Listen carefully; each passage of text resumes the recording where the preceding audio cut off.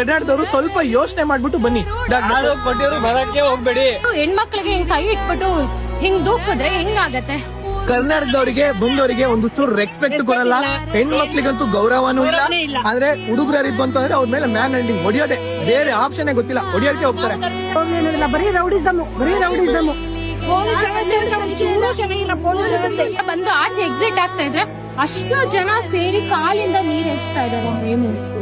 ಏನ್ ಭಾಷೆಯಲ್ಲಿ ಮಾತಾಡ್ತಾರೆ, ಕೆಟ್ಟದಾಗಿ ಮಾತಾಡ್ತಾರೆ. ನಮಗೆ ಮಲಯಾಳಂ ದೇವ್ರ ಬಂದಿದೀವಿ, ಯಾರು ಬರ್ಬೇಡಿ. 1 ವರ್ಷ ಇಲ್ಲಿ ಬರ್ಲಿಲ್ಲ ಅಂದ್ರೆ ಇವ್ರಿಗೆಲ್ಲ ಇದು ಗೊತ್ತಾಗತ್ತೆ. ಇಲ್ಲಿ ಬರ್ತಾ ಇರೋದೇ ಕರ್ನಾಟಕದಿಂದ ಜನ ಇಲ್ಲಿ ಬರೋದ್ ನಿಲ್ಲಿಸ್ಬೇಕು. ಬಿಡ್ತಾ ಇದಾರೆ. ಪ್ರತಿಯೊಬ್ರು ಇಂಗ್ಲಿಷ್ ಮೀಡಿಯಂ ಅಪ್ಡೇಟ್ ಮಾಡಿ, ಬುದ್ಧಿ ಕಲ್ಸಿ.